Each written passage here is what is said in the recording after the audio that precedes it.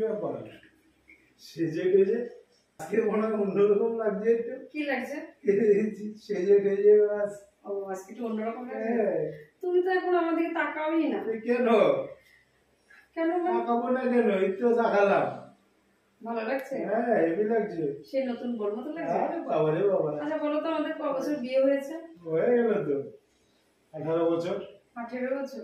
বাহ এত সুন্দর মনে থাকে। হ্যাঁ। হয়ে গেল 20 বছর। হ্যাঁ। আর হয়ে গেল 20 বছর আর তোমার মনে হচ্ছে 18 বছর। 2 বছর গ্যাপ কেন? আচ্ছা। তাহলে 2 বছরের বিবাহ বার্ষিকীর জিনিস একবারে দিও। আচ্ছা বাবা। এইবার পাওনাটা ভালোই বুঝো। তাহলে কি করবো? তুমি এতদিন পরে সুখ দুঃখের গল্প নিয়ে এসেছো। তোমাকে তো হ্যাপি লাগছে। হেভি লাগছে, হেভি বলবো না। না না তুমি তো সেই বিয়ের পর আমাকে কত আদর করতে, বন্যা বন্যা বন্যা বলে চোখে হারাইতে। ইদানিং দেখছি পরিবর্তন 2-3 বছর। এখনো তো চোখে হারাই। হারাও? কই আমি তো বুঝতে পারি না। তোমার বুঝতে হবে না, তুমি বুঝতে হবে, অনুভব করতে হবে। অনুভব করবো কিন্তু তো বাস ছাড়ছে ছাড়ছে বাচ্চা হয়ে গেল। তুমি বুঝো, বুঝতে হবে। বুঝতে হয়। আমি তো এখন বুঝতেছি দিনকে দিন তুমি আমাকে সহ্যই করতে ও পারো না। বাবা রে বাবা। একদম ভালোবাসো না। বাবা রে বাবা। আগে যেমন আমি যেখানে থাকতাম, আমি যদি রান্না করে থাকতাম তুমি এটা ওটা অজুহাতে রান্নাঘর পৌঁছে যেতে। আমি যদি বেডরুমে থাকতাম তুমি সবার চোখের আড়ালে এসে আমাকে একটু ভালোবাসতে। আচ্ছা আমি যদি বাথরুমে থাকতাম তুমি পিছে পিছে বাথরুমে ঢোকার চেষ্টা করতে। তাহলে এগুলো আগে কত রোমান্স ছিল। আর এখন তোমার কাছে গেলে তুমি কেমন বিরক্ত। কাছে গেলে না, এখন ছেলে মেয়ে হয়েছে, বড় হয়েছে। ঠিক আছে, এগুলো তো দেখতে হবে। ছেলে মেয়ে হয়েছে, বড় হয়েছে, আমার মনটা বুড়ো হয়ে গেছে। না মনটা বুড়ো না, মনটা মনের জায়গায় রয়েছে।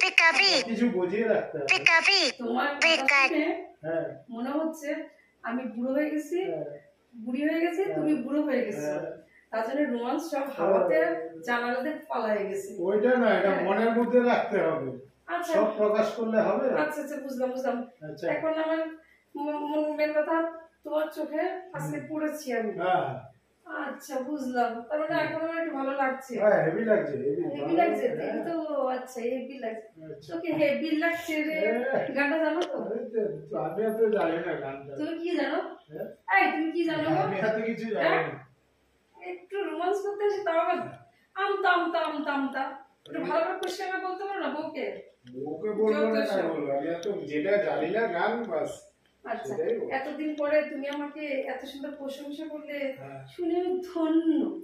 ধন্য আমি, ধন্য গো তোমার প্রেমের জন্য।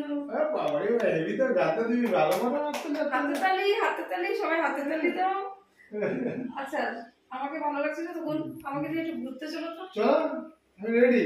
একদম রেডি? রেডি। তাহলে কোথায় কোথায় যাই বলো? চলো আগে বেরোবো, তারপরে তো মানে কোথায় কোথায় যাবো তখন যেতে যেতে চিন্তা করবো।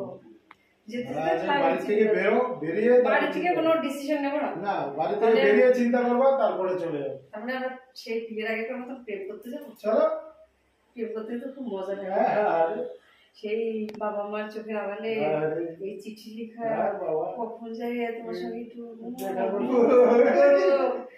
মনে আছে? সেই নিমতলা। তুমি আমার হাতটা ধরে কথা। সেদিন আর আসবে আসবে না, সেদিন দুজনে দূরে ছিলাম বনি। সুন্দর সুন্দর গানও গাইতে। এখন তুমি সব ভুলে গেছো। আসলে সত্যি তুমি বয়স হয়ে গেছে, দাড়িগুলো পেকে গেছে। কি করা যাবে? দাড়িগুলো চলো চলো চলো যাবে বললাম। ও বেড়াতে নিয়ে যাবো? আচ্ছা চলো চলো চলো রেডি একদম।